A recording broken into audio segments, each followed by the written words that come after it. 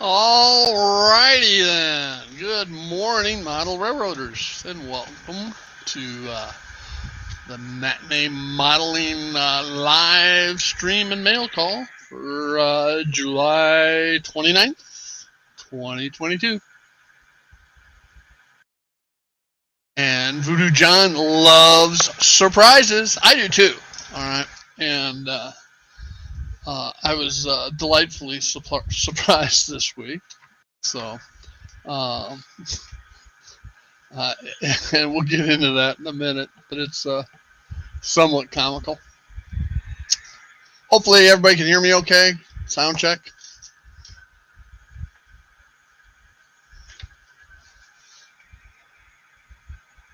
Anybody? Hello? I guess I could just turn my YouTube on and check my sound and echo and all that. That would work, wouldn't it? That would work. Might drive you all batshit crazy, but it would work. Sound okay? Okay, then I don't have to do that. Too late. Thanks, Joe. All right. Hopefully everybody's having a great morning. I know I am. Last week we talked about HOAs, and I won't get into that today other than I was at a meeting last night for the CDD, which is not an HOA, it's a community development district. Anyway, a couple of people from our HOA come up to me and told me I had big brass ones. And I asked them, what are you talking about? They said, well, didn't you send a compliance letter about parking to the sheriff's deputy? And I said, yeah, that would be me. So, anyway, hey, Anthony! My voice is a beautiful baritone. All right. Okay. Here nor there.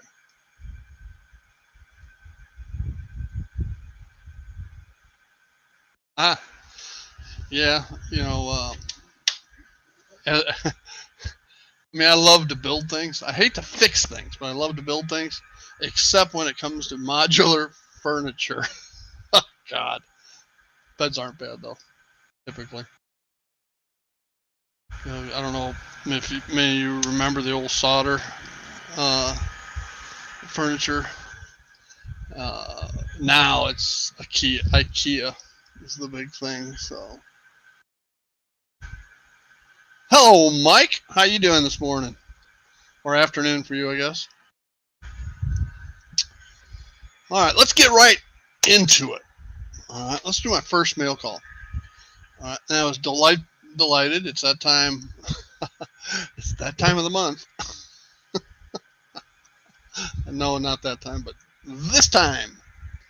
All right, and I'm a member of the Mini Prints of the Month Club, and for $25 a month, it covers shipping and everything else. And let's go through and see what all I got this month. And of course I got to paint all this stuff, but I got a unicorn, and I'll hide it in some trees somewhere around the layout. I got some newspaper. I think it's what it's supposed to be. Newspaper machines. 4 of them. Got to slice them off. Get them painted up. I got some freestanding and wall-mounted telephones, payphones. Younger people don't even know what a payphone is these days. I got a bicycle, Good Humor Man, bicycle and the Good Humor Man, and a little kid in there too. I think these are supposed to be construction cones right here. 4 little construction cones. I'll get those painted up orange. I got a little play pool. And there's a little floaty in there. It's a flamingo floaty, so that'll come in handy. And that's it. That's this month's stuff. So the payphones and vending machine and the newspaper machines will come in handy on Chicago cityscape. And the good humor guy and little girl will go good on the suburban scene whenever I get around to it. Construction cones, I'll find somewhere along a highway for those.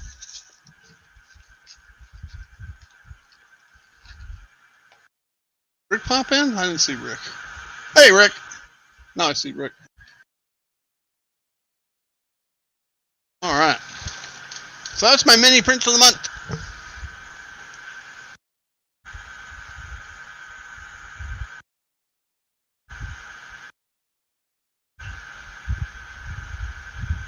All right, Mike. It's always fun when you get to run that first train. What I'm doing is I'm collecting a bunch of months worth of mini prints, and then I'll sit down all at one time and start painting stuff up.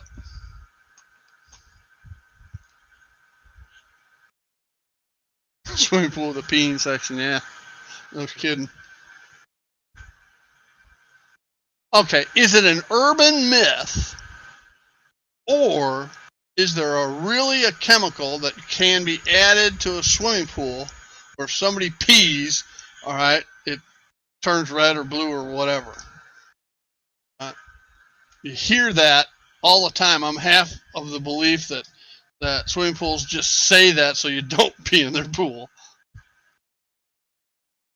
But all the swimming pools I've ever been at, I've never actually seen that. Hello, Jared. Glad you could join us.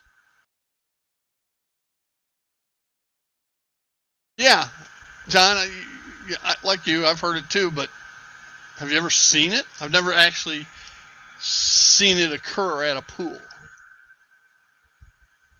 And people are peeing in the damn thing. Why do you pee in them?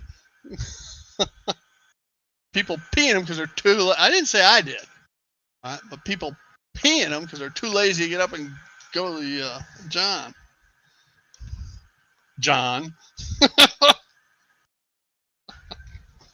R. Play on words.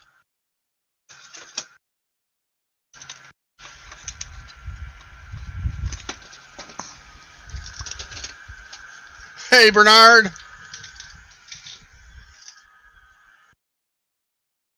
Yeah, they burned because of the chlorine. Jared.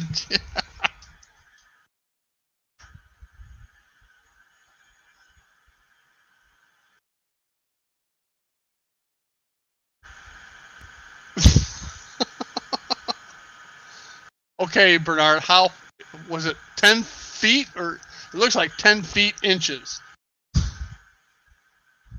Stopped you.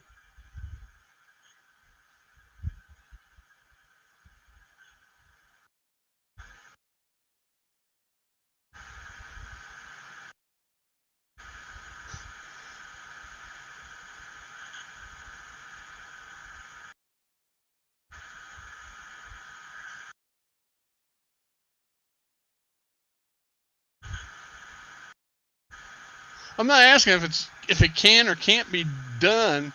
Has anybody ever experienced it? Actually seen the discoloration from somebody peeing in a pool? I have not. And this doesn't have anything to do with model railroading, but who cares?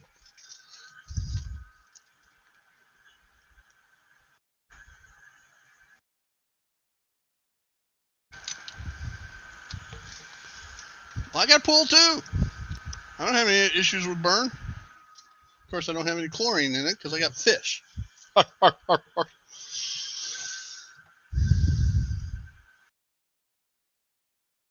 Scott, have you actually seen that? Because I haven't. Been in swim pools all over U.S. and Canada. Never seen it actually occur.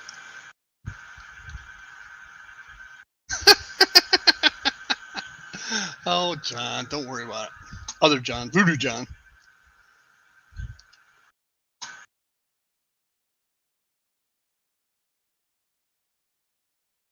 I hope Jason sneaks away from work and joins us today, because I gotta blame him for something. Instead of Heath, I gotta blame Jason. But I was lax last week and got busy with so many other things. I was not in uniform, so yes, I did make sure I was in uniform today.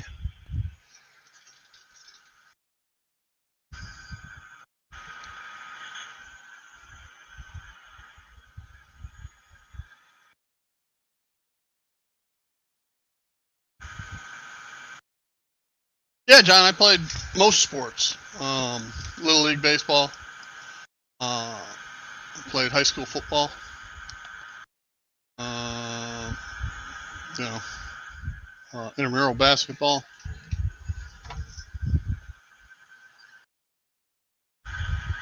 And us older people's generation, that's what you did after school. You played ball, one kind or another. Played some hockey. Okay.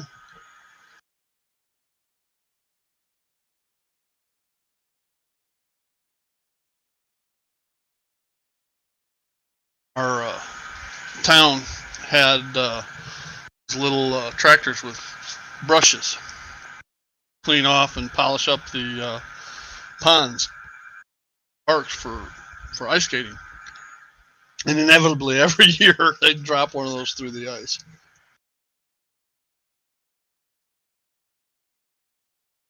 Yeah, Rick, I'm not sure I would have the energy after 12 hours to get into it, too. I'm having a hard time just, excuse me, getting motivated to dig in on projects here on the retirement railroad. I've been piddling, little things here and there that I've been meaning to do and so forth. I've been doing that kind of stuff, but I really haven't dug in to any of the projects that I need to do. So I got a ton of trees I got to make for the Chicago lakefront.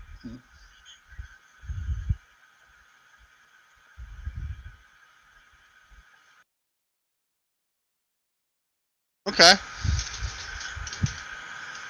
Band and track. You doing cross country, John?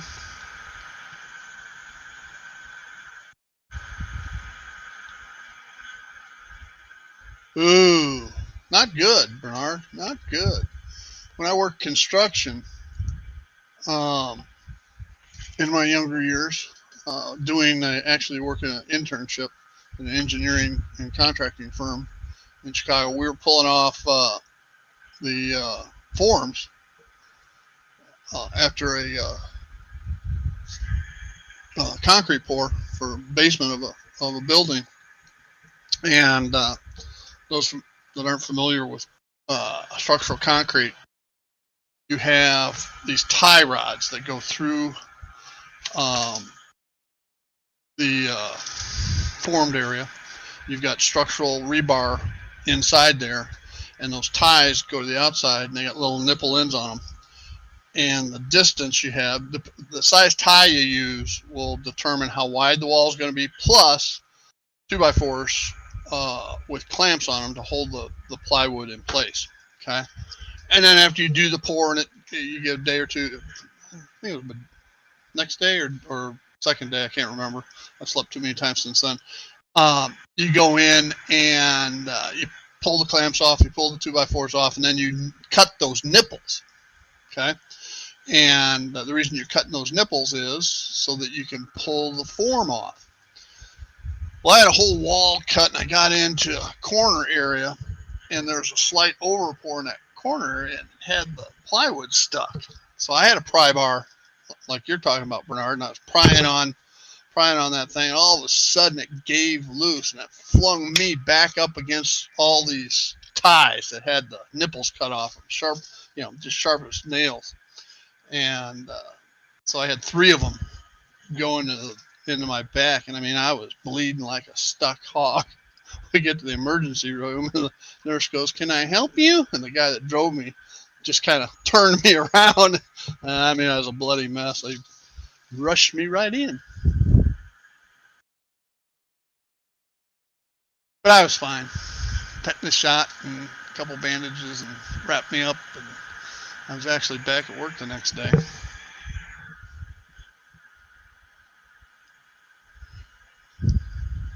Hey, Dave, how you doing? Good to see you.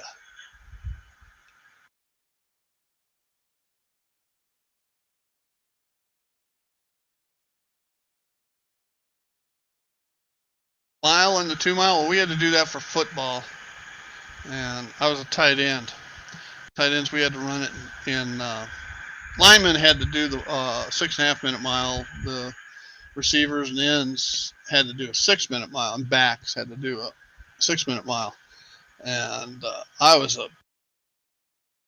I started high school, I was a kind of a chubby kid, and by the time I graduated, I had grown 6 inches and stayed the same weight.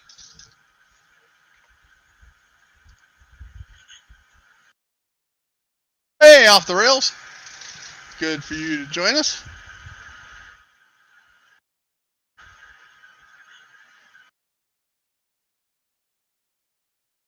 Yeah, stadium laps up and down the bleachers. That was always fun.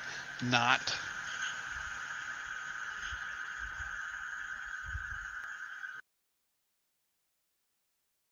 All right, so let's talk about the big package of the week.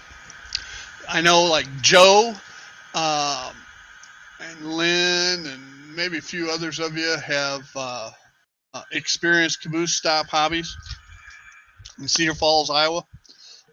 Carol and Ian and crew. It is so entertaining and so like nothing else out there. Carol's probably 75, 80 years old, and Merlin's older than that. I don't know how old Ian is. He's never been on camera that I've seen. And so they're just these sweet older country Iowa folks, all right. And actually being born in Iowa and graduating from Iowa State, I can say that it's like nowhere else I've ever been. I've been at most places in the U.S. So it is so delightful. Yeah, Scott, you've been there too. Yeah, OTR. It was a big package, much bigger than I thought.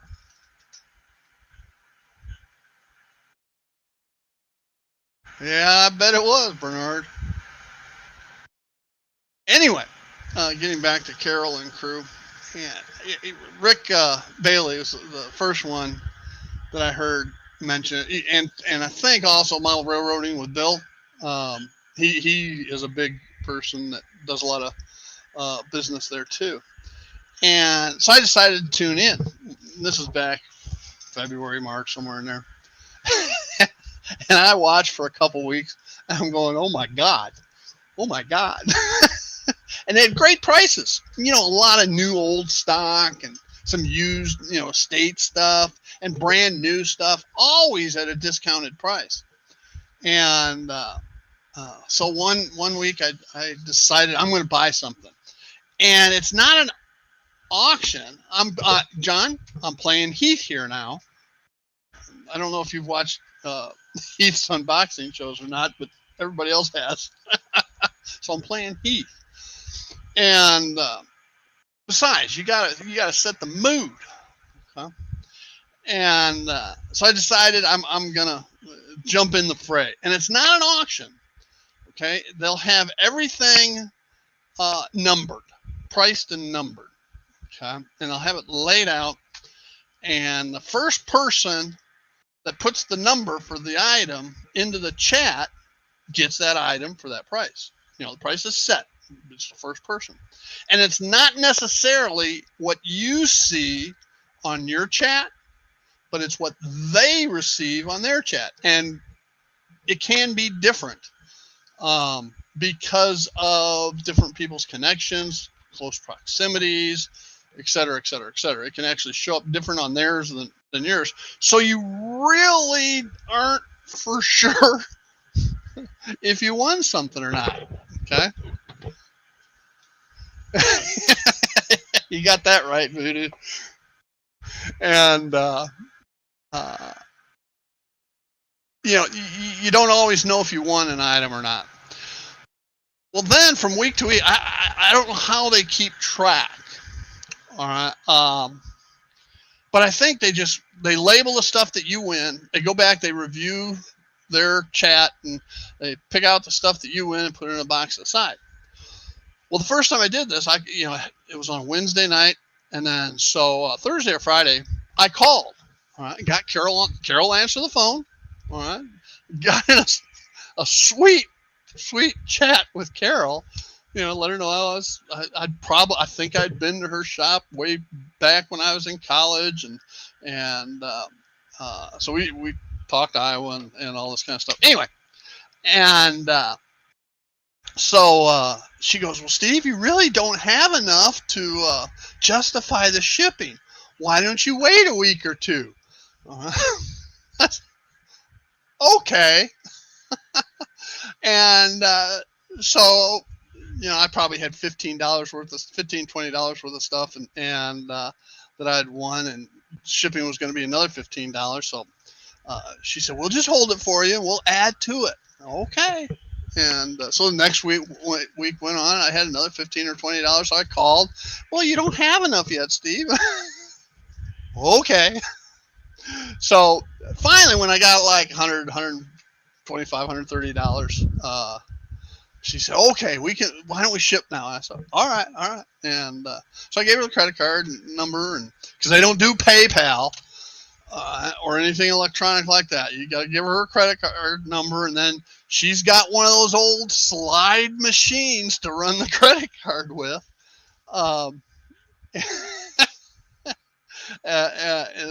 It's refreshing. And so, I typically go like a month, and then settle up my bill, and she ships. Well, 3 weeks ago, I call her, and she goes, yeah. She says, yeah, it's time. And so she shipped, and I didn't get everything I thought I won, and I got some stuff I didn't think I won. And then I got some stuff I didn't bid on. Like this tanker. This was originally a Virginia and Ohio tanker. It showed up in one of my boxes. And there's no way in hell I bid on it. But I needed a black tank car so I could turn it into a Mini Prince tank car. All right, because in one of the Mini Prince of the Month club things, they sent decals for a tank car. Okay, it worked out. And so anyway, it's always a surprise. Did you get what you think you got? No, it was Heath. Hey, welcome. It was a Virginia and Ohio tanker. Okay, and in one of the Mini Prints of the Month, got a decal sheet for Mini Prints for a tank car.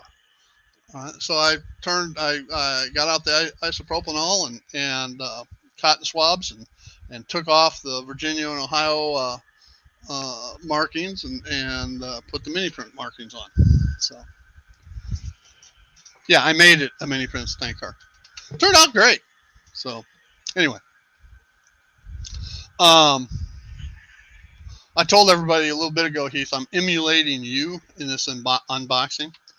So anyway, so let's talk about what I did get. Well, I got this police car. Okay. I bid on a police car back in May. In May, mind you. All right. I've gotten like 2 or 3 shipments since then. And this one showed up yesterday. So, it's a delightful surprise. So that was one thing. I got this little die-cast truck, and it even has the hood opens up. And it's got the motor inside, and it's got a wood floor in the bed, and I don't remember bidding on this ever. Granted, I'm not getting this stuff free. It's on my invoice, my handwritten invoice. But I don't care. It's the right era. It fits in. Great. So then the final thing as far as vehicles go, this last, what was it, a week ago Wednesday? I think it was a week ago Wednesday. I bid on this Trailways bus. And anybody that's ever priced these out, they're not cheap unless you buy it at Caboose Stop for $10. So I think it was $10. So that was a delightful surprise. And this is one I did bid on, and did bid on it recently. So now I didn't know if it was going to be in this shipment or 1-2 months from now. Who knows? But I did get it.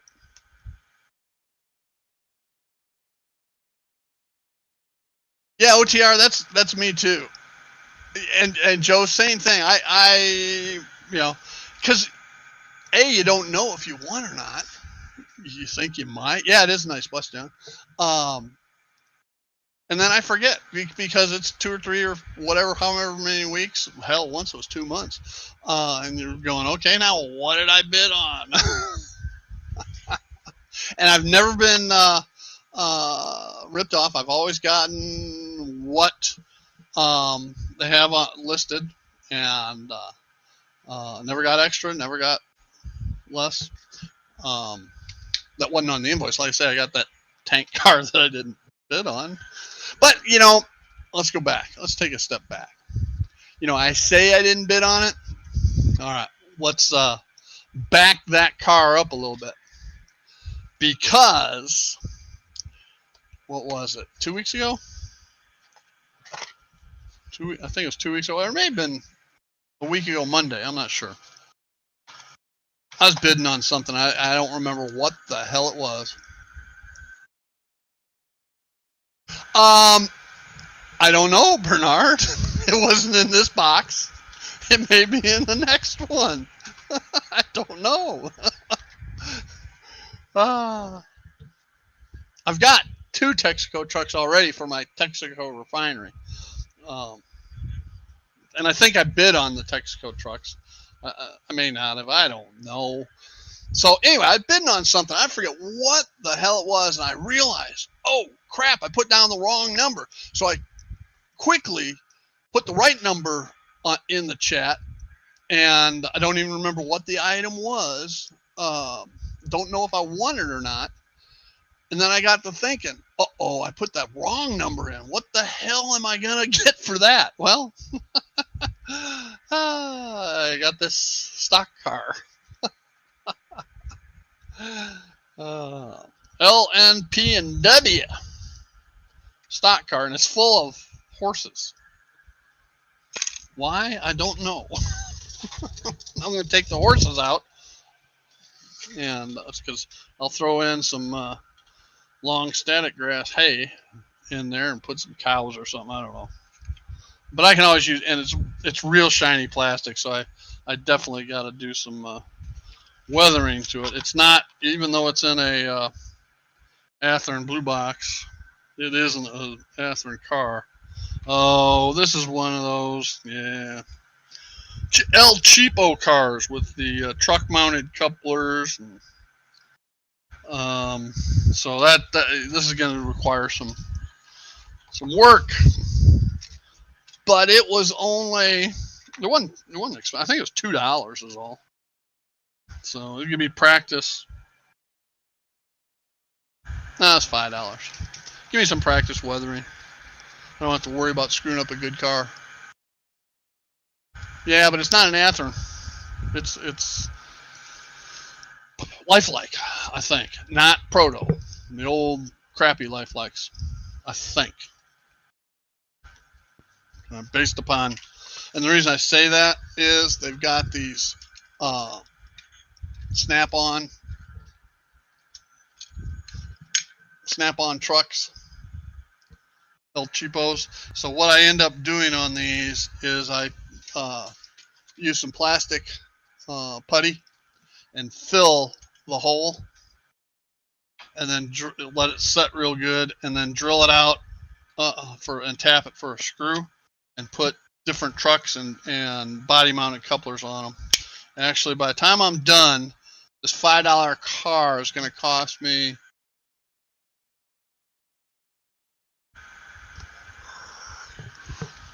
another $5 probably, in trucks, metal wheels, KD couplers, etc., etc., etc.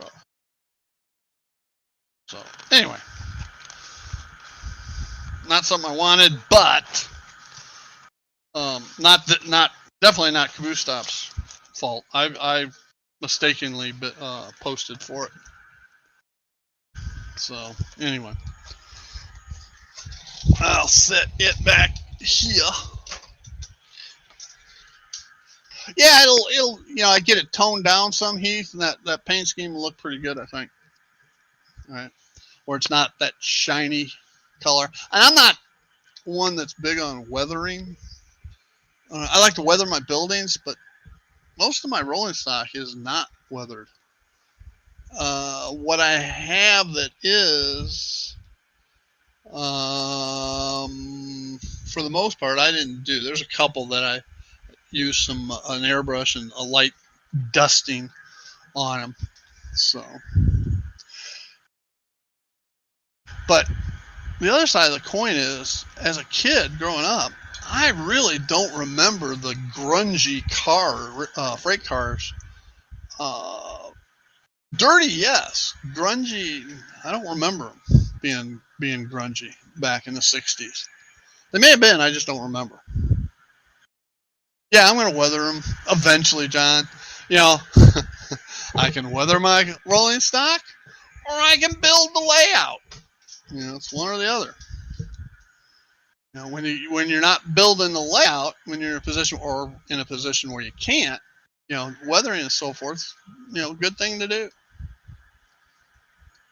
So I can appreciate that.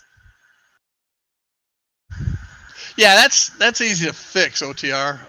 Weight, the proper trucks, metal wheels, couplers at the right height, and they'll roll like a champ and not derail.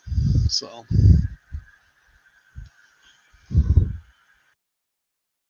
Yeah, I know. And John, I will. I know I'm retired, but I got to take that nap every afternoon at 2:30. So, even though I'm up at 2, 3 o'clock in the morning, I can't come out here and turn the lights on because Cheryl would shoot me since I'm right outside the bedroom sliding glass door. Retired and have plenty of time. Look who's talking. Stop napping so much.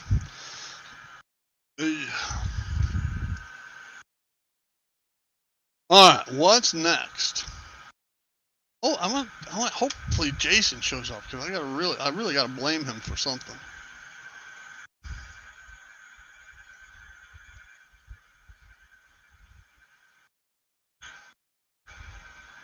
So, the next item. Yes, and we're only about halfway, maybe halfway.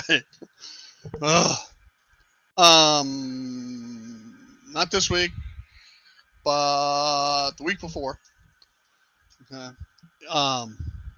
There was a Burlington GP35 at CB&Q, GP35 Athearn Blue Box locomotive.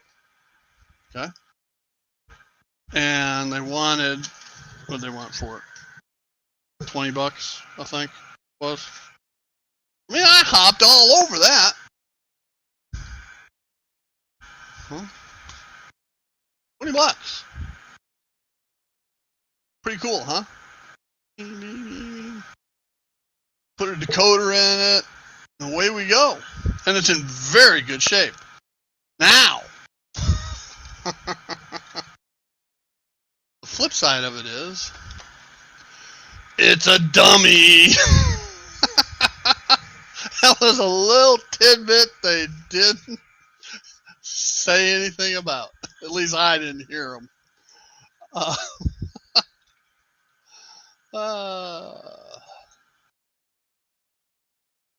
It may have only been $15. I don't know. I think it. Oh yeah, it was only $15. I took the tag off it. It's one of those. If it seems too good to be true, it probably is. Yeah, I took the tag off. It was $15.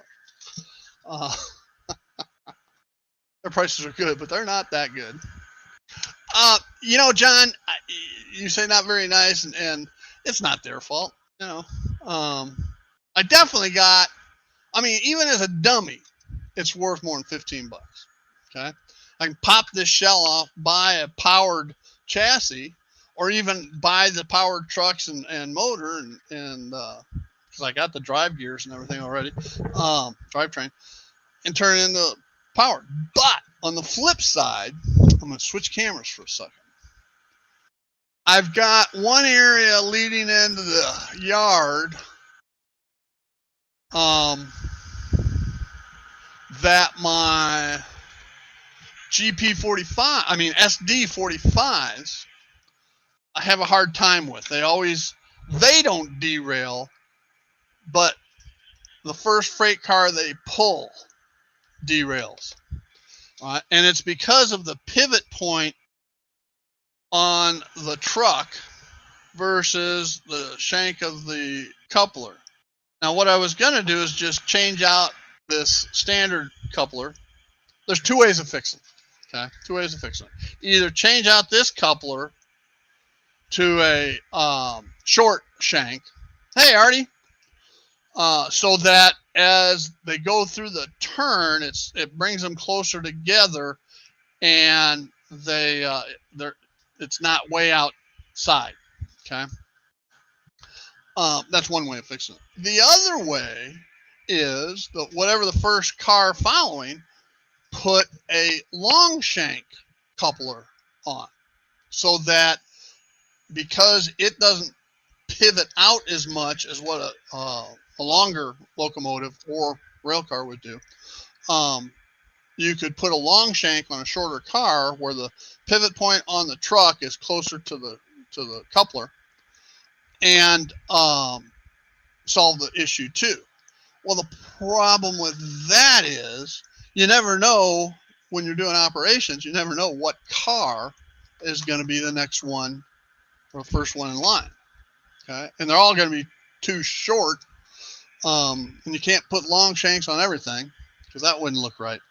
So what I'm going to do is I'll probably leave this as a dummy.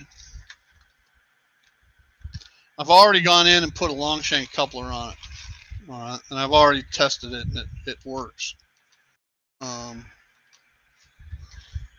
But the place I was having an issue with it at is over here. Well, you can't. I'll show it. Ooh, ow! Ooh, my old bones.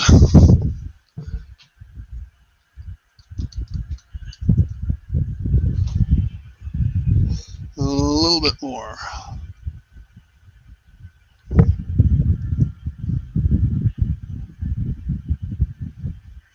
Okay, as it comes across here, if it goes on to the center track, there's no problem.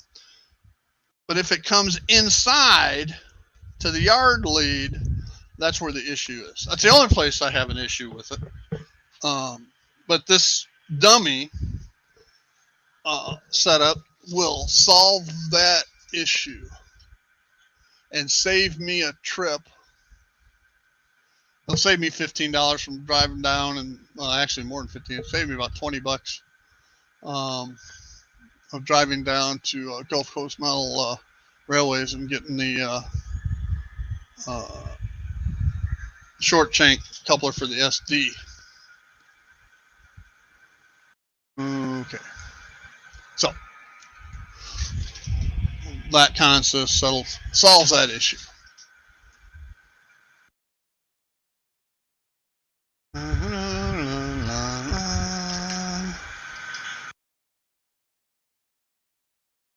Alrighty then. Actually try that out.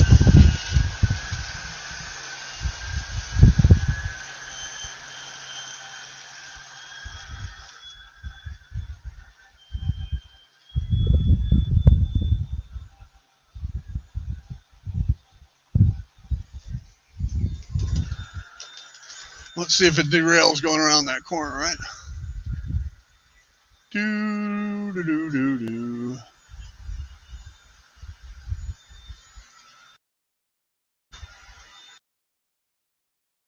Is this the other one? Well, that ain't right.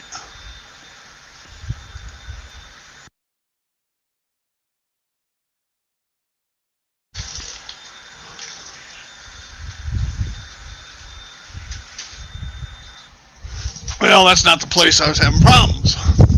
Oh, I know what it is. Yeah, I didn't hook up the bridge. Oops.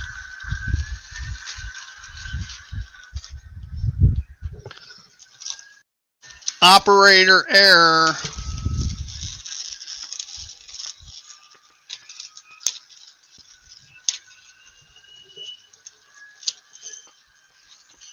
Nothing new for John.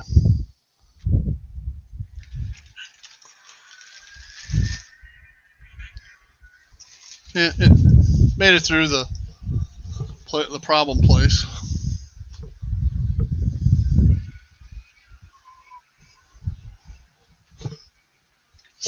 Yep, bad conductor, I know.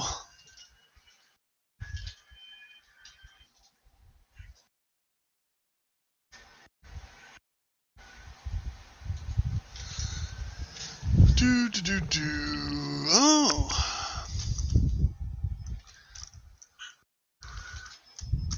Tell you what, my air conditioner here in this room has not been keeping up, and it's actually giving me some track issues.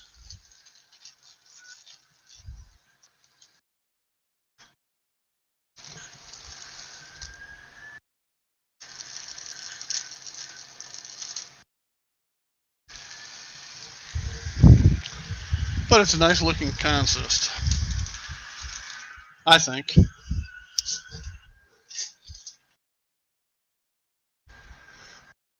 Well, we miss having you here, John.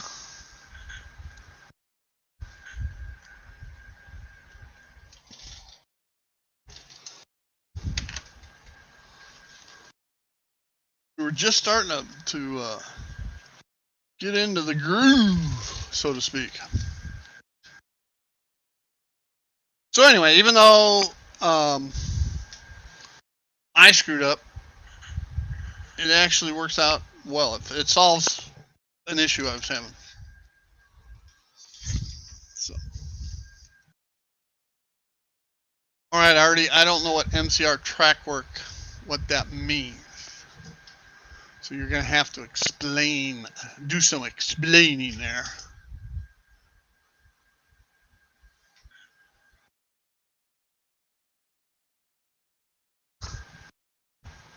Yeah, you had a terrible conductor every time you came over, John. Inevitably, your conductor would forget to throw a switch.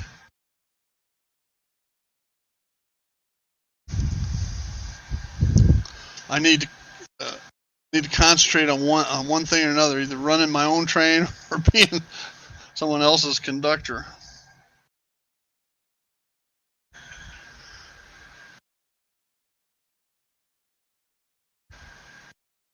Before we get into any more unboxings, because we still have some more, but we're only 45 minutes into the 2-hour stream, so we're good.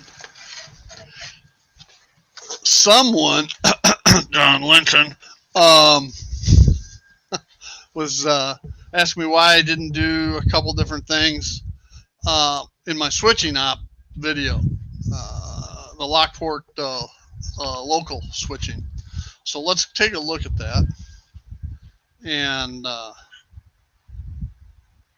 so I can show the logic process behind what I was doing with that industrial switcher. Okay, so this is Lockport Industrial right here. And you have what I call reverse moves. You have the Vulcan Materials quarry and gravel plant that comes down this way, and then you have the Texaco plant, the harbor, and the grain elevator that comes out this way. So if you have a road switcher and a local, okay, your engine, there's no runaround spot here. So the idea is we drop the caboose on the bridge. We uncouple, we pull the local up. Now that creates a gap between the existing cars and the caboose.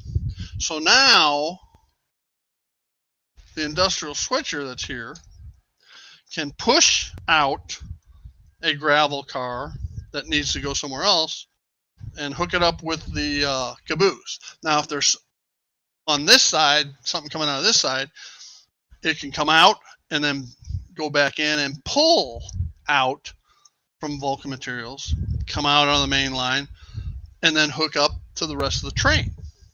Okay, so this little guy can fill that gap on the reverse move. That's the whole idea of this industrial switcher, right? How that part operates. Of course, the local can pull up and then back down this siding to pick up from the harbor, the refinery, and the grain elevator. Okay, hopefully that clarifies that.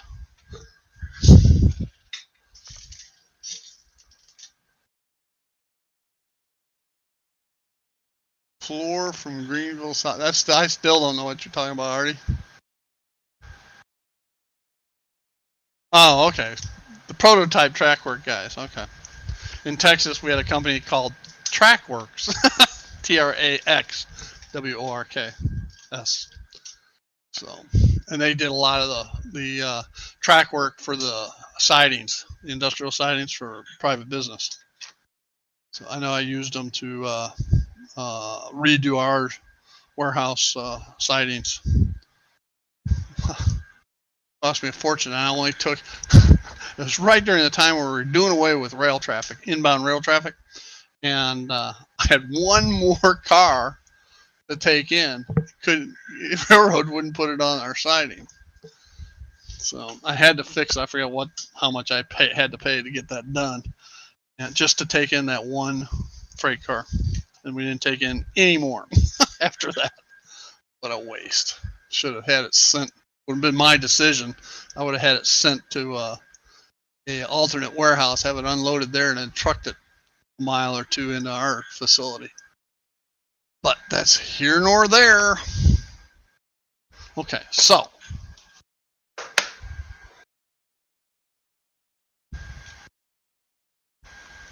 all right, let's switch back. Ta-da! All right, so the next order of business. I think I did this one, didn't I? Oh, no, I didn't. Okay. So, and never go by the box when it arrives. This one, and I think it's if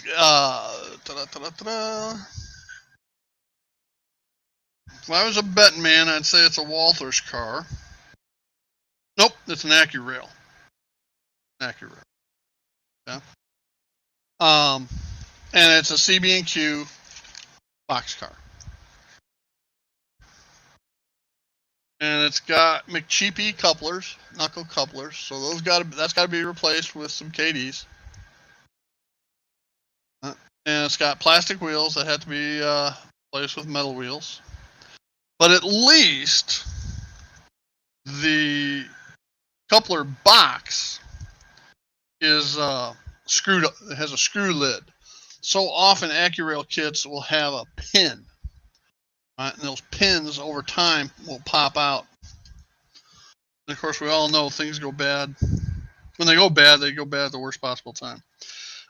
This one will need a light dusting too because it's real shiny plastic. I think you can even see it. But it's a good car. It's a good Everywhere West. Home. Oh, both sides are Everywhere West. Huh. Normally it's Everywhere West on one side and Home of the Zephyrs on the other side. Not the case with this one.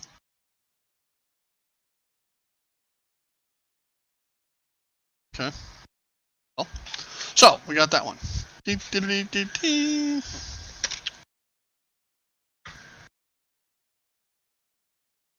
Now, that car is from 2 weeks ago, 3 weeks ago. I did bid on it, and it was $6. When I'm buying rolling stock, I like having fully landed costs. In other words, cost of the car plus shipping for that car arrive at my house for $10 or less. Okay, preferably with either KD couplers or metal wheels. It doesn't always work out that way, but at $5 and all the stuff that was in the box, this one probably grand totaled out at $650, maybe $650. But I still have to put the KD couplers. There's another $1.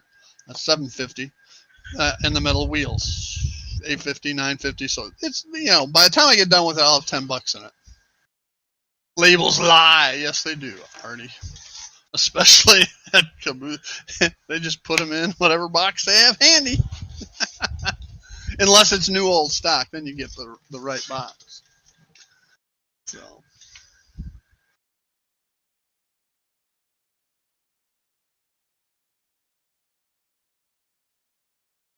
So what else is everybody doing? I still got more. We're on the Heath unboxing schedule. Hey, I shouldn't say that because we've actually unboxed or shown a lot of stuff in the first hour. It takes Heath that long just to get warmed up.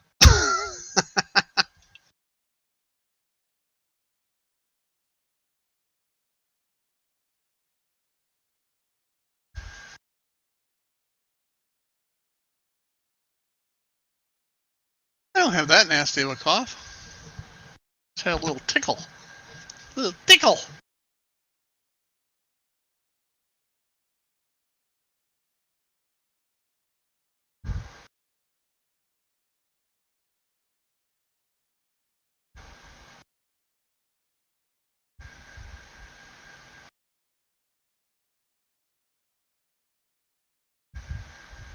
Yeah, $80 Australian or $80 American? $80 Australian is like $100 American, isn't it?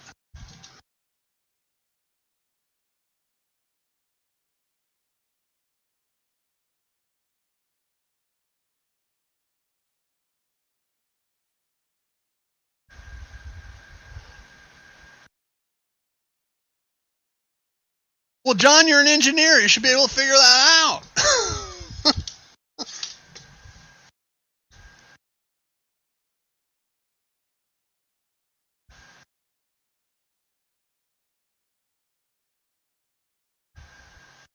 Okay. U.S. dollars. All right, Artie. Yeah, for those that don't know, my buddy here, John Linton, he's a licensed professional engineer, and licensed or certified arborist.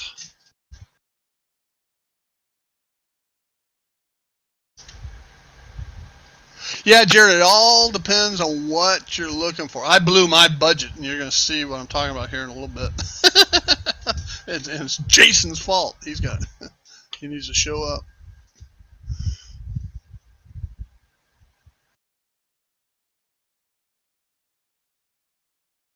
Well, it'll be Sunday morning for me. Already, I always watch the replay.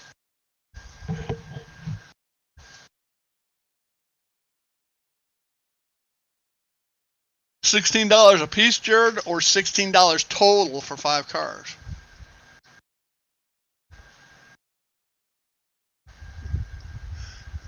Doesn't sound like a valid excuse there, John. You got the materials, all right. All you got to do is put it up. Come on. Quit taking naps. My turn to rag on you. $15 a piece, okay.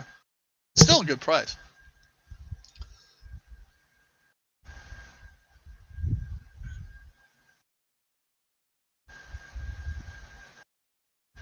My next little tidbit is a Proto 2000 War Emergency hopper. Well, so are mine, kind of. You know, I'm buying cars that were $5 or $10 in 1980. You look at it in net present value dollars, they'd be $75 cars or thereabouts. So I'm joking. I other than that stock car, which is obviously a piece of a POS, but I can make it work. I'm not necessarily buying premium level, but upper middle class, so to speak. Yeah, if you got them 5 for $45, that's a good price, Artie. That's a good price. Because they're wanting typically $25, $30 a piece now for those. All right, here's the 50-ton War Emergency hopper. I need more gravel cars, and that's what I'm going to use this for. Okay, and it's a kit, so there's all kinds of pieces in here. Okay, all kinds of pieces in the box, and I've already started on it. I went ahead and I put KD couplers on, and it already has metal wheels. And Walther's metal wheels, and they're good. I use them a lot, not exclusively, but a lot. So I'm going to do that. And I already started making a gravel load for it. And I just take a piece of Masonite MDF, and mound it up with some ballast. And if it's a coal load, I do the same thing with a coal load. And but with the coal load, the other thing I'll do is I'll put a couple washers underneath, so I can come up with a neodymium magnet and lift the load out real easy.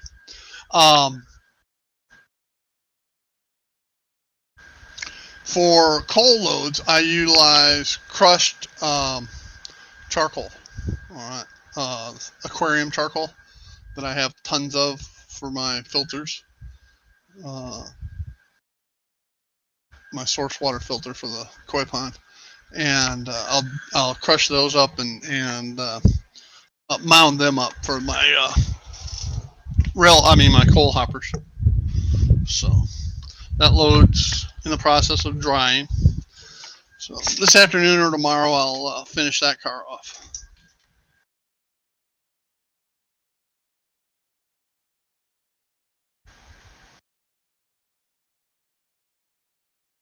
Well, it depends on which type, Bernard. If you're getting like the Walthers passenger cars, yeah, they've gotten ridiculously expensive. I had some Burlington ones, and they're only like 72-foot heavyweights, I think, and they won't track. Okay, unless you got like 25-inch radius curves, they simply won't track properly. And I've got, most of mine are 20 to 22 inch radius curves. And so Mr. John Linton is now the proud owner of those two Walthers cars. And I guarantee you he doesn't have them painted for the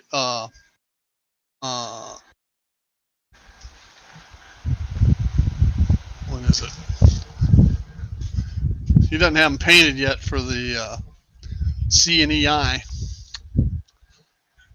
Do you, John? I bet you don't. Because he's been taking too many naps, I'm sure.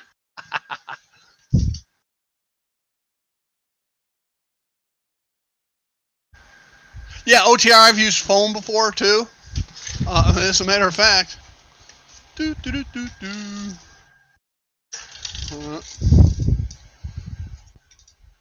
foam works just as easy, and I run strips of the foam through my table saw. All right, to cut them down.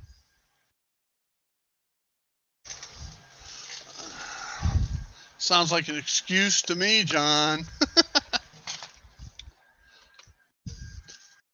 Just now unboxing them because you've been napping. Oh, you have.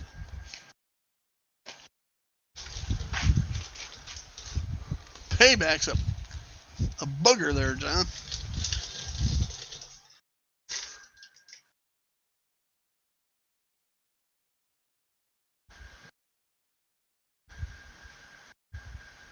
Yeah, you definitely don't want metal. Gets down on the track and then up in, because motors have magnets in them, and gets up in those motors, and you'll fry a motor and or a decoder in a heartbeat.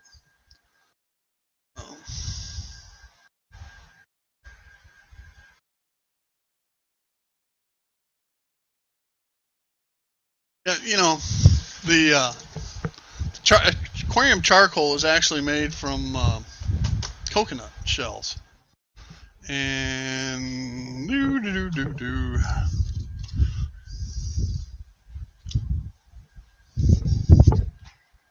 is this one I made?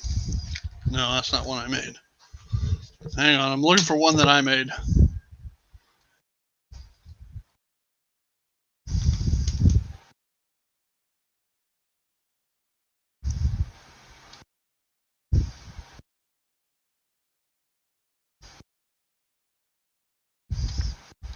And it's the same process as a gravel. It's just with utilizing the charcoal. Now, I can't find one.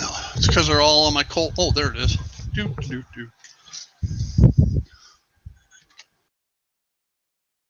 Okay.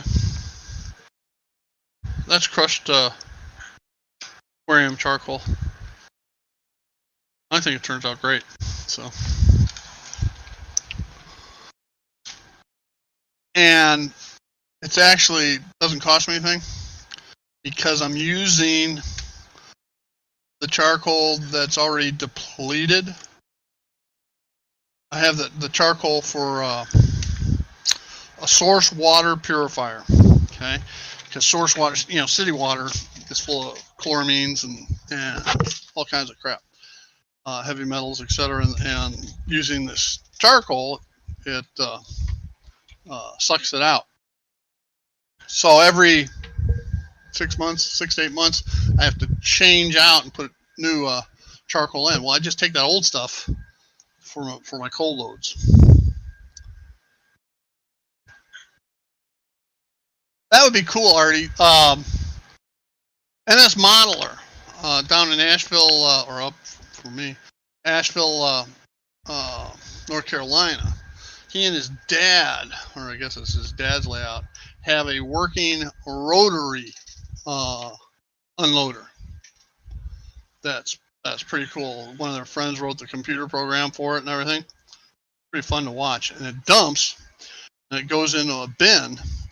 Then the coal mine is down on the lower level, so the coal train goes back down to the coal mine and just keeps recirculating the coal loads.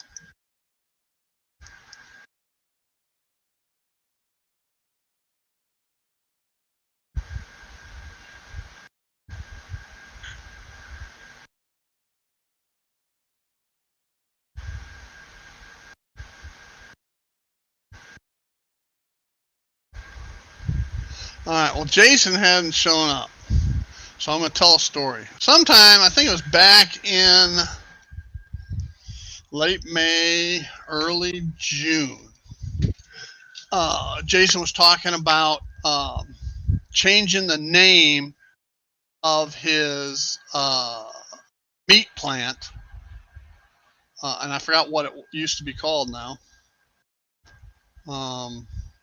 Anyway, he was going to change the name from the meat plant to Wilson.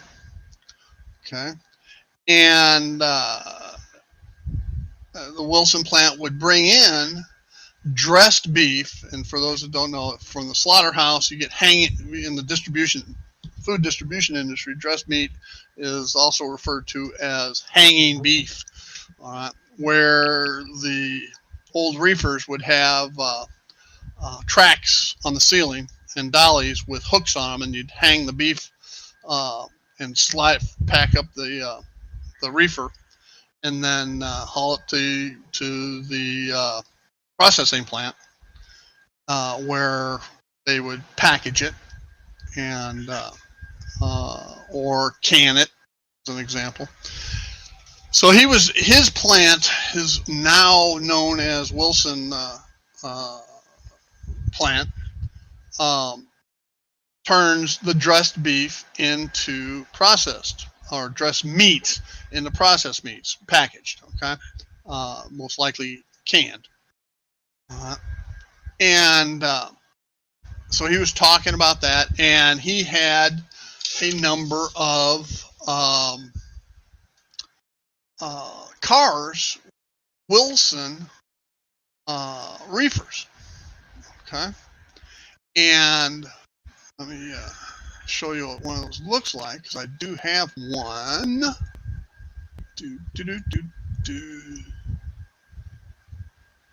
And there it is. Open that up and switch to this. Okay, so there's a Wilson icebox reefer. Okay, so he had one or two or three, I forget how many he had, and so I said, well, I'll get one, and he and John Arthur had done this series where they both had the same boxcar, and so Jason did an operations where he picked up this boxcar from the plant, took it to the yard, formulated a train, and that train took off eastbound. Well, the next time John Arthur was on, like a week or so later, here comes a train with that boxcar on it, and it took it to the destination plant. I think it started at a furniture plant and then went to a furniture store. So I can't remember. But it was a pretty cool deal where, and I've seen other people do it as well, where they have the same car, do kind of a virtual transfer. Okay? So I thought that was pretty cool. So I decided I'm going to get one of these Wilson cars, and I've got my stockyards and slaughterhouse, so that I can slaughter and hang the beef, and then the CB&Q or Santa Fe, either one, can take those cars westbound and do a transfer down probably on the Rock Island, it could get to Arkansas one of two ways. It could take the CB&Q, one of three ways actually. CB&Q to the Quad Cities, Silvis, Illinois, and be transferred there, interline there to the Rock Island, and from there go all the way down in Arkansas. Or you could take CB&Q and go all the way the roundabout way into St. Louis, transfer it over to the Cotton Belt. All right, and again, go down to Jason's layout. Or the Santa Fe could take it and do a similar move and transfer it to the Cotton Belt or Rock Island, either one. So I was then going to attempt to get one of these Wilson icebox reefers. And so after repeated tries, I finally got one, and it arrived in my last package, which was 3 weeks ago.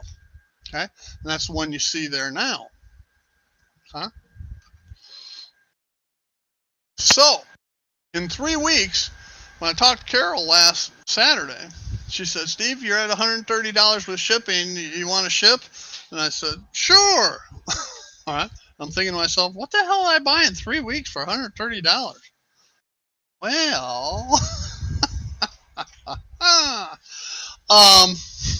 this Atlas. Oh, gotta change cameras again, don't I? Da, da, da, da, da. When I opened the box yesterday, lo and behold, this brand new Atlas car was in there.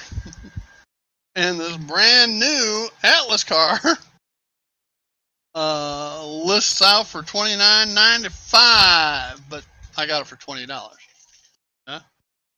But this is a highly detailed. This is a pretty damn good car. But I bid on this back in May. I didn't think I won it. Either May or early June. So lo and behold, surprise! After I'd already gotten one. So now I have 2 Wilson Icebox reefers, and they're both different numbers, so that's pretty cool. Now I just have to get with Jason and find out what road numbers he's got.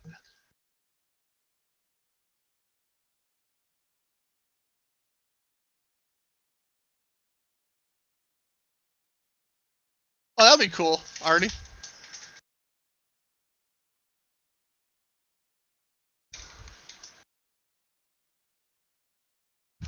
Well, then we're not done yet.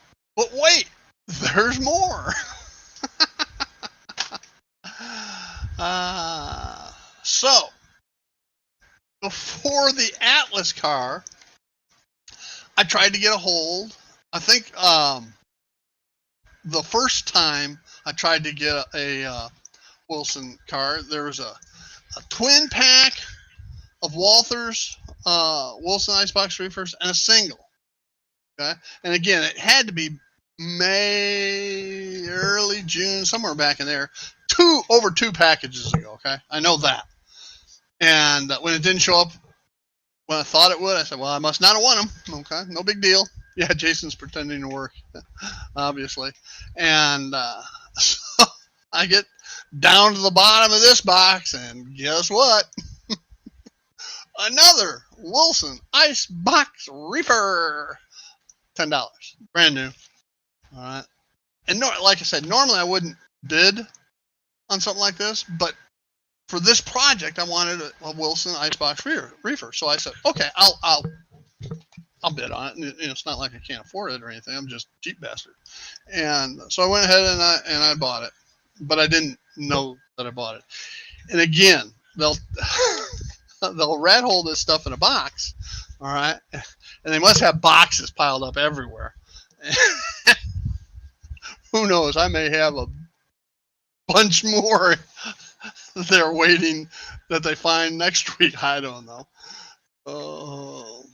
So that's another. And of course, these have the McCheapy knuckle couplers, so I'm going to have to replace those. And it looks like it has plastic wheels, which is unusual for Walthers. Normally, Walther, even though it's ready to run,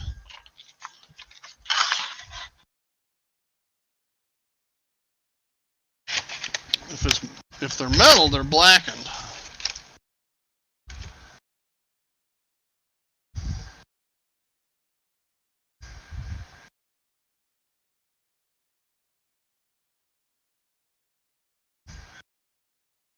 They look plastic to me.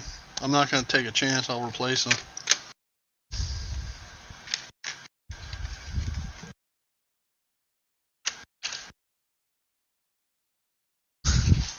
Well, what was it? A year ago, January, I wanted some Proto 2000 E8 E/E9s, and I was bidding on eBay for them, and I think there was 5 or 6 possibles, and I didn't think I was going to win them all, win any.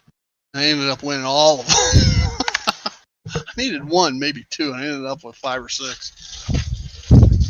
So it's not something I haven't done before. Let's put it that way.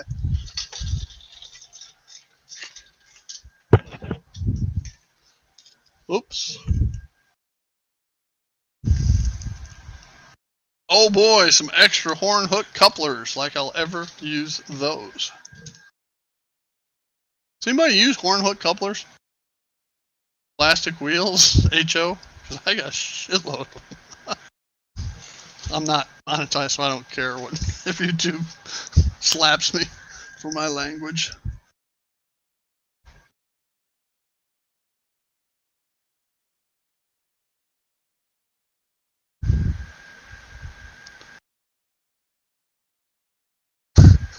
Yeah, already, but then you just hold back and don't buy anything for a while, which is probably what I need to do.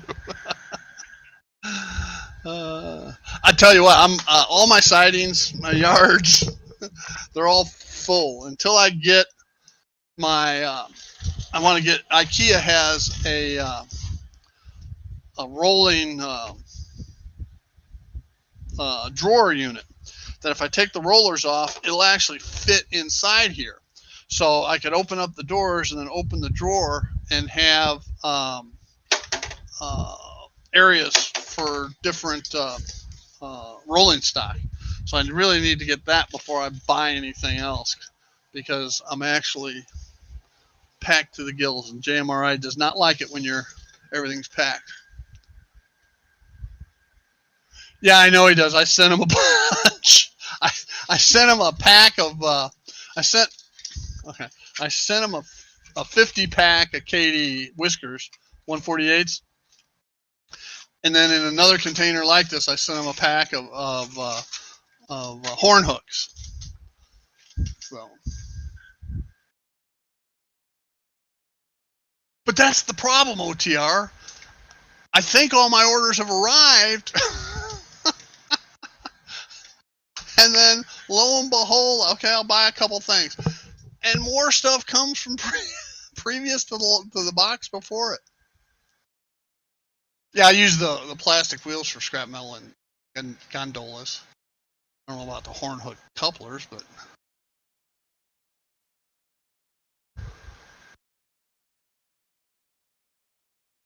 Well, I'm not shipping them already to Australia.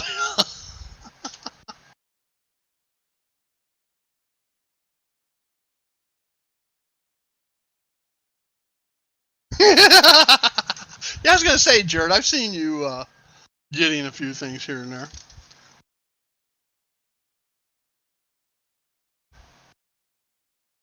My wife she never says anything. She just gives me dirty looks.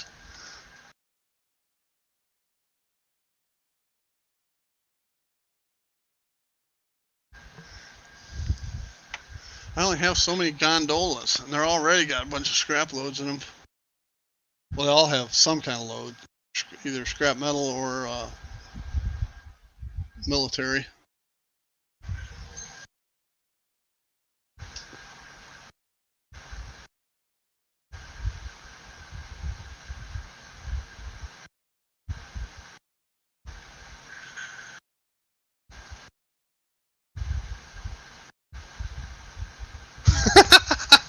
Yeah, but Amazon's next day shipping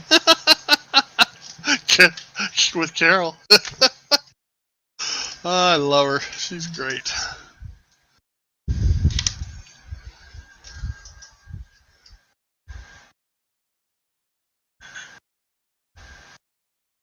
I don't know that it's USPS that needs to be charged for price gouging. If you're buying stuff on eBay, all right, the eBay determines what the shipping costs are going to be, and you have to understand something. eBay gets their cut of the shipping costs too, so that inflates it. Plus, not only with shipping, there's the shipping cost not only includes the postal. All right, but it also includes eBay's cut, and it also includes the packaging. Okay, That's all built in there.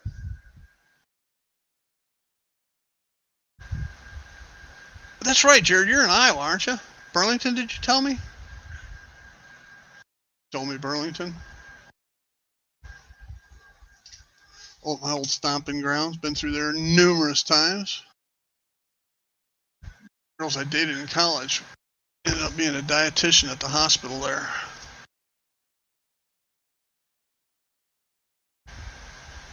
Yeah, Amazon inflates their prices to cover their free shipping. Okay, but you know you're getting what you pay for one way or another. And, you know, we shouldn't whine about it. We agree to it. If you don't like it, don't buy from them. You know, go back to driving down the street to Walmart. Be cheaper. I'm just lazy. But I admit it. Okay, and just when you thought I was done, I'm not. Remember I mentioned Walthers, you know, I showed that last one? Well, guess what? At the same time, I also bid on the twin pack. And again, it's back in May, or maybe early June. So I now have, let's see, 2, 3, 4. I now have 5 icebox reefers for Wilson alone. Okay, my icing platform is filled.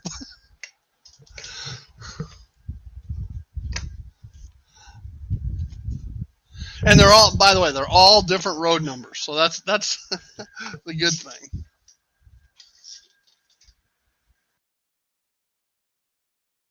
Yeah, at least, Jared. You know, when they first, I don't know when they actually started doing it, but it was late February when I guess when the first one I went to, and I know they've been doing it for some time before that. And like you say, it was 20, maybe 30 people back then. Well, then they went over 1,000 subscribers, and like you know, a bunch of people.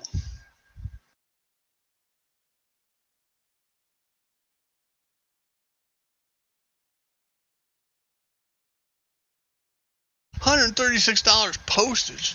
No.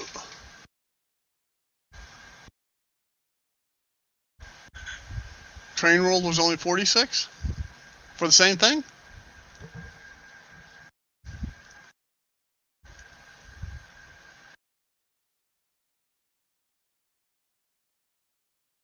Everybody assumes USPS is always going to be the cheapest way to ship something. That's not necessarily the case, especially internationally. When you look at UPS and FedEx, DHL, international shipping on any one of those is I won't say is, but can be cheaper.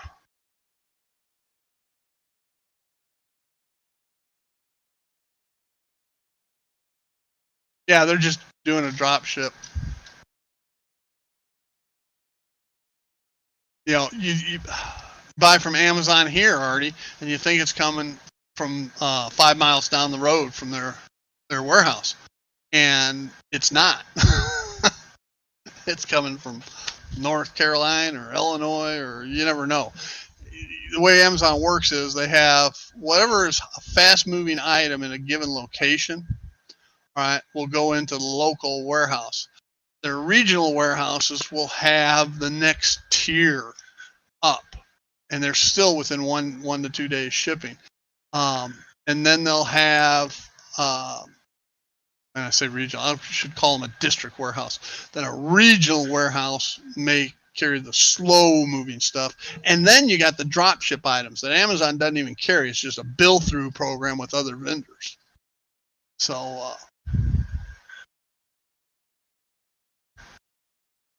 but when you buy from Amazon, you really don't know where it's coming from. At least on like eBay, you know where it's coming. It'll tell you where it's coming from.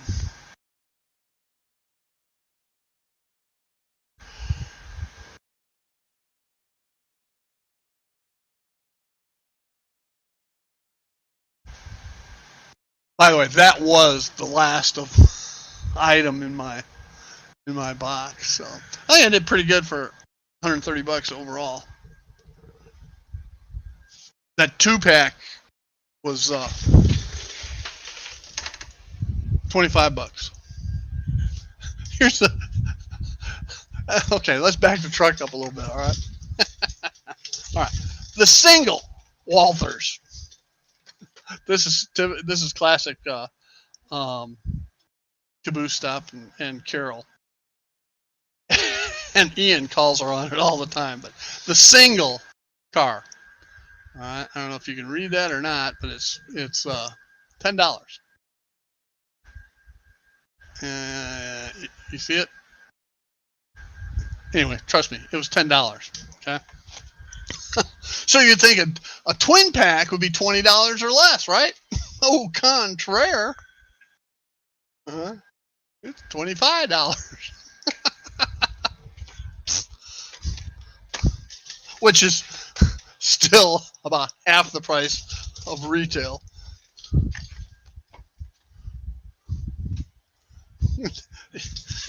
Ian will ask her, well, why is it like this? Because this one's better. No, it's not. It's fun when they get in those debates. I just sit back and chuckle.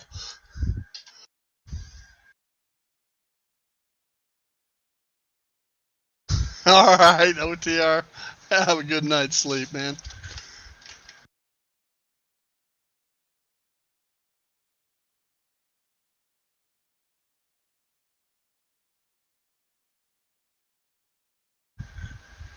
Yeah, I believe it, Bernard. Like I said, USPS is not always the cheapest.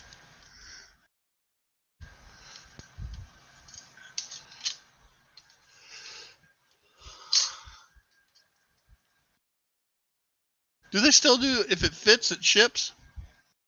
You buy a certain size box or letter or whatever, and you can cram that thing as full as you want. If it fits, it's a set price. That's pretty reasonable. Was.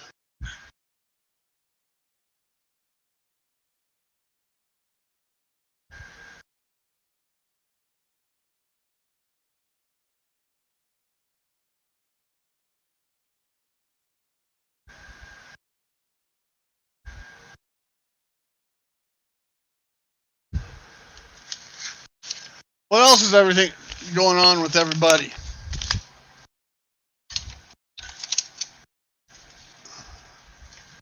Are you doing anything special? Special projects going on? If you guys don't watch Artie's Fun Day Fridays, you're missing out. I look for every Friday morning when I wake up. That's what the first thing I look for. He's usually got some pretty fun stuff. Good classic run bys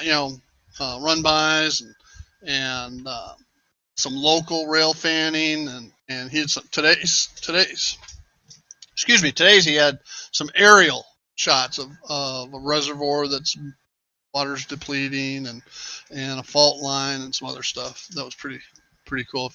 If you're into looking at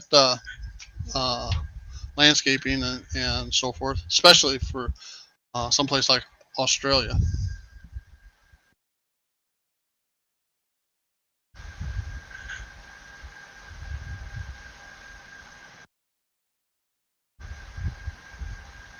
Did I miss something? Did Joe have problems with UPS?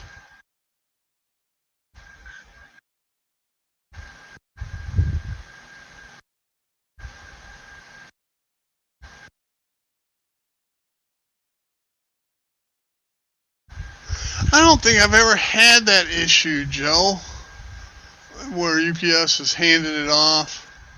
Now, I know Amazon does that.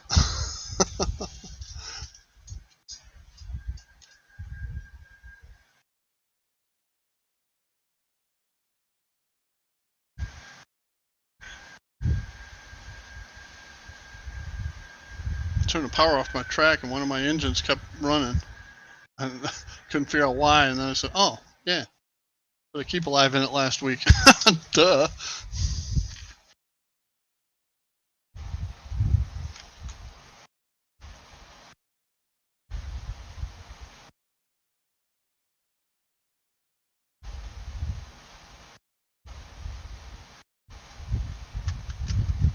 You know, on the other end of my hometown, which was not a very big town, I never realized it as a kid, but there was a turntable there. Not a roundhouse, just a turntable left over from the steam era, where, because Downers Grove was the end of the commuter line up until the late 50s, early 60s, when commuter traffic was extended out to Lisle, Naperville, and Aurora. But there was a turntable there that they'd turn around the commuter cars. Somebody mentioned it on one of the Burlington forums, and I'm going, "What? Nah, you can't." And somebody showed me an aerial with it, and I'm going, "Well, crap, yeah."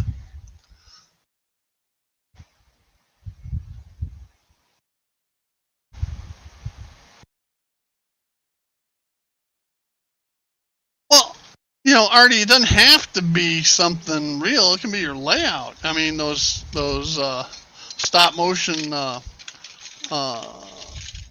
skits, or whatever you want to call them, shorts, were always fun, and watching the rail fanning your layout's fun, and so just need to do more of that stuff.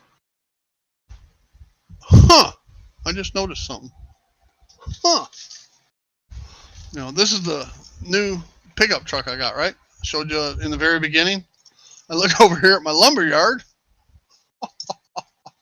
Same pickup truck, just different color.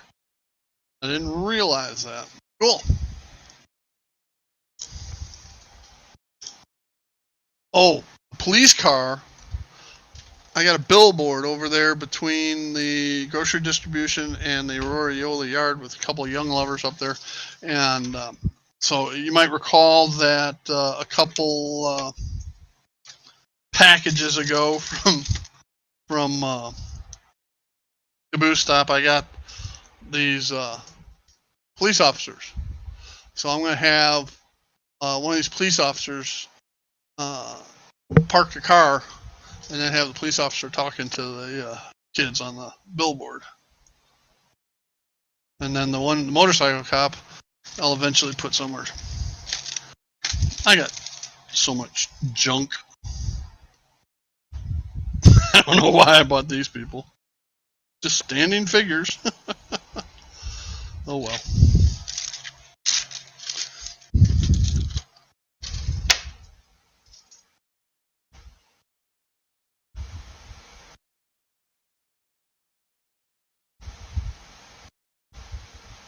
I never realized, I heard you say that, Artie. I never realized steel mills used lime. But once you said that, I'm going, huh. So that's why there were so many limestone quarries on the south side of Chicago. And they were feeding the limestone over to the steel mills in Gary, Indiana.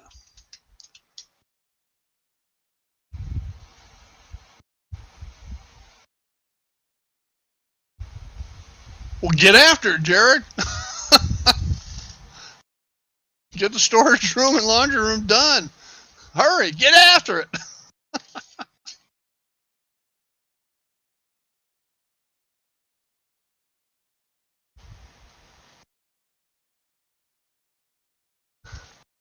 Nothing's ever easy, Artie.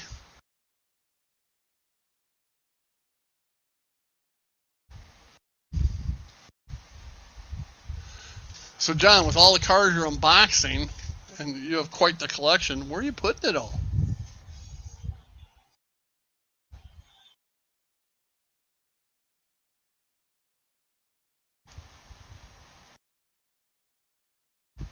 Well, Jared, you may be waiting a long time for lumber to come down, I'm afraid. Man, I just saw, who was it? Mike Pfeiffer? Pfeiffer Hobbies? He built the new train shed, and he's been doing that series. He was talking about 2-inch foam board. He said $65 a sheet now. I'm going, holy crap, I'm glad I built my railroad when I did. Of course, he was talking 2-inch foam, and mine's all 1-inch, so.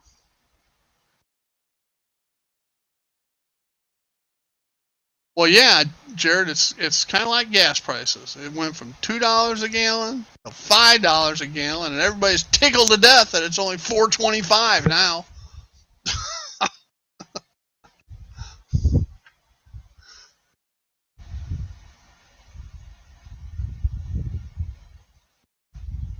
Please do, John. Send me those pictures.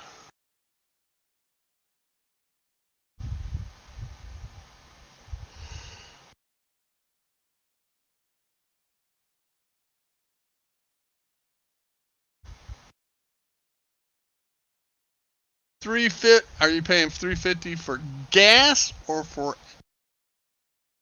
ethanol? I mean, ethanol E85 is a lot cheaper, but you don't get the mileage off it either. When you do the math, it's pretty much a wash. No, Artie, it does not come from gas. It comes from oil. So there.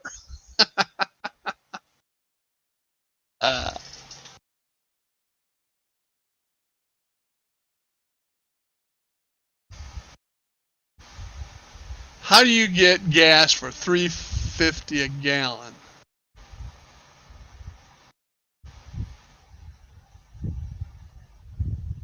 I mean, Iowa was always cheaper than Illinois, but not that much cheaper. Although I think it's down to $4 a gallon here. Yeah, $3, $3.50 may work. But again, that's still $1.50 more a gallon than it was 2 years ago. Year and a half ago. Oh, get upside? Okay. Yeah.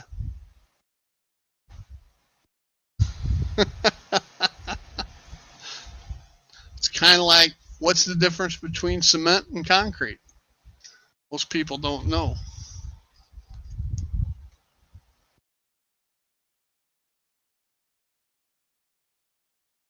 Hey, Robert, I didn't see you come in.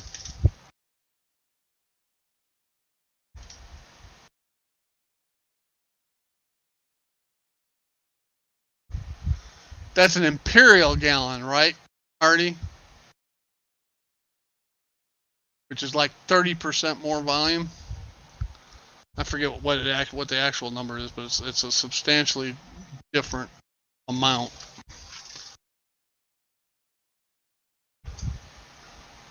I think 160 U.S. gallons equals 100 imperial gallons.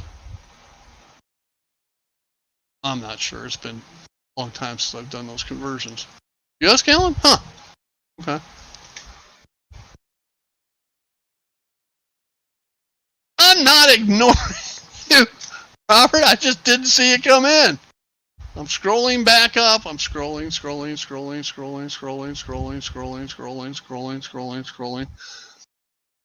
Hell, Robert, you never said anything.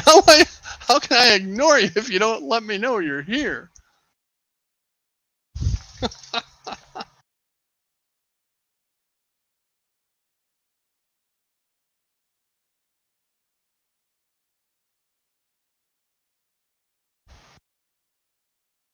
Well, folks, I think we're going to wrap this thing up. I don't think I have anything else inbound. Unless Carol calls me and tells me she found another box. Gotta love them. 20 minutes ago. All right, it's 1:39 now.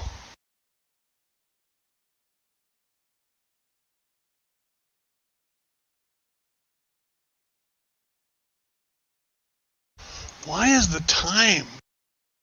Oh, I'm stupid. I'm looking at the clock of how long I've been on, not what the actual time is. Duh. 1:10, so sometime after 12:45, huh?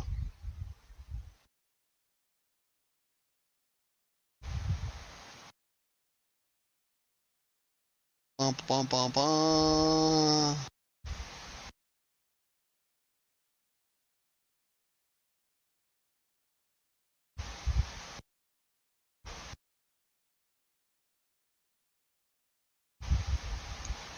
Did anybody else see Robert come in? I mean, I'm back. There you are. You're right. You came in at 12:28. My apologies, Robert. I was probably too busy gabbing.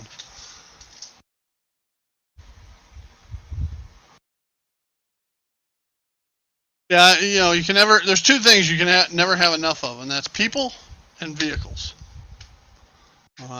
That's why, unless I see something that I really gotta have as far as rolling stock, and there isn't much left.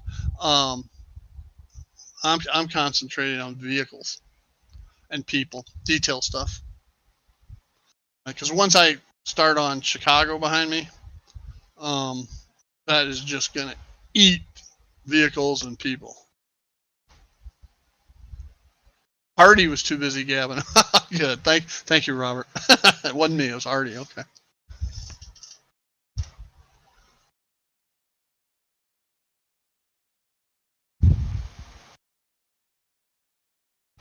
Wow.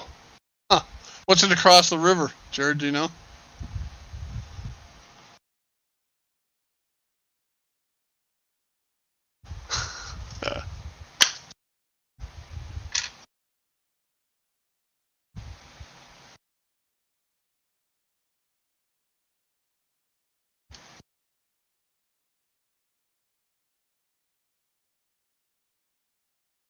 So, Jared, let me guess. You're a Hawkeye fan. Being from the eastern half of the state, you're most likely a Hawkeye fan.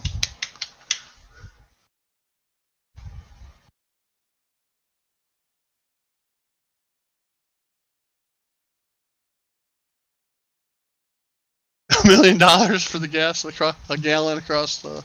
I wouldn't doubt it. Illinois is just so screwed up right now. That's why I don't live there anymore.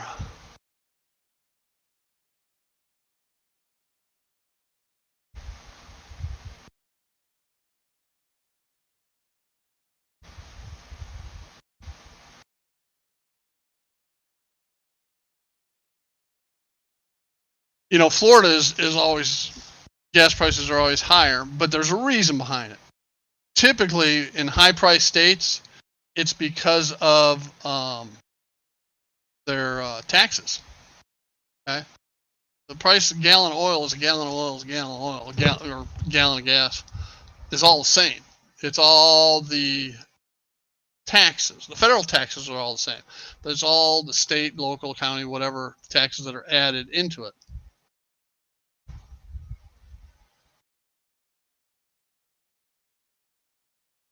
Huh. Where at, Artie?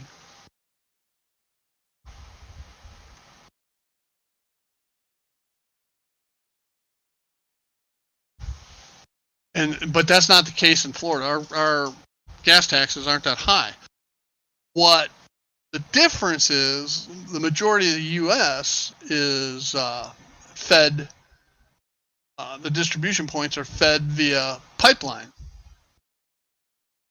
Yes, I agree, Artie. Is fed via pipeline, as an example. The whole upper East Coast, Chicago area, Midwest, everything like that is all fed via pipelines out of Texas, Oklahoma, Louisiana. Okay. Same thing down through the southeast. If you look at a pipeline map, and pipelines is the most economical and actually safest way, contrary to what some people may say, safest way to ship petroleum products. But Florida there's no pipeline servicing the majority of the state. Now, granted, the Panhandle area doesn't necessarily have a pipeline fed to it, but the pipeline feeds a distribution point, all right, that feeds gas stations themselves. But the majority of the state all comes in via, I'll say tankers, but they're really not tankers, they're barges out of Texas.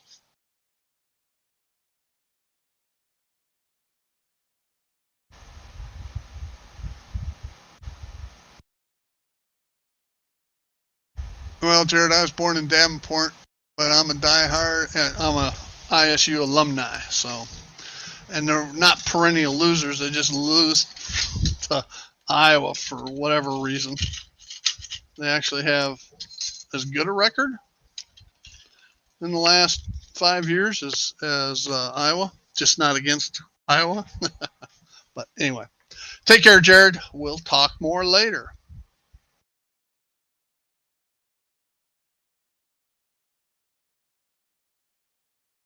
Actually, well, I won't get into it because it ends up being politics.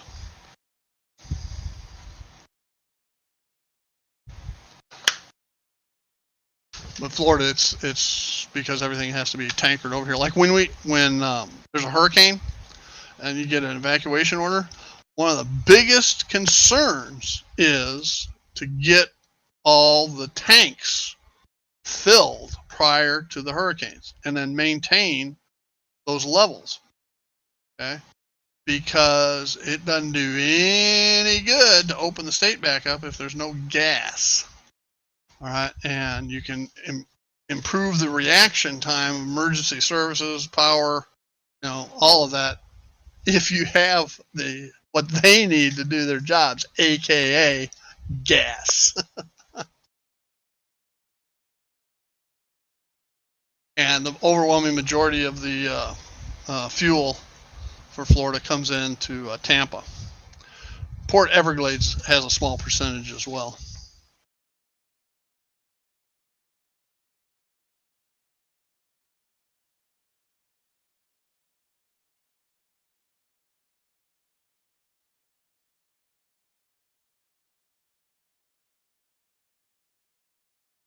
Yeah, I was going to say Indonesia area is probably where Australia gets theirs.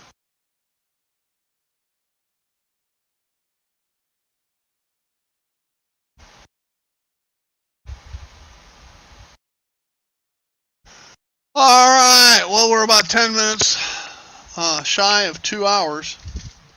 I know I've said this before, but we need to wrap this up. And so, okay, don't forget Anthony Dodge at 3:30. Cousin Vinny tonight, 8 o'clock Eastern. I presume he'll be doing a show.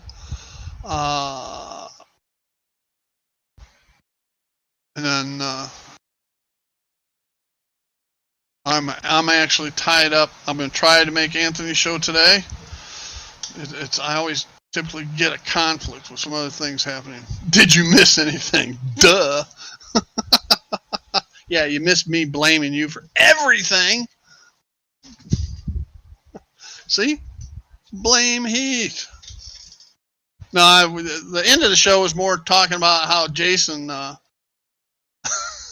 I needed to blame Jason about something instead of you. And it's all the Wilson Icebox reefers I ended up with. I got to have some of the same road numbers he has to do that exchange deal with. I'll be glad when the summer's over and he gets unbusy. I rarely see him anymore.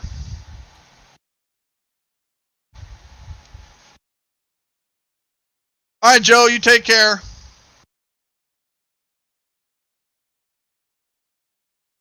Like I said, I'm going to try hitting Anthony's today. I still have one I haven't watched, so I'm falling behind.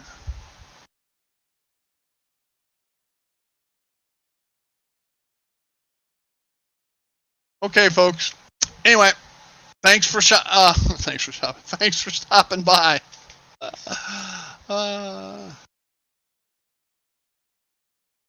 And don't forget, y'all have a great day.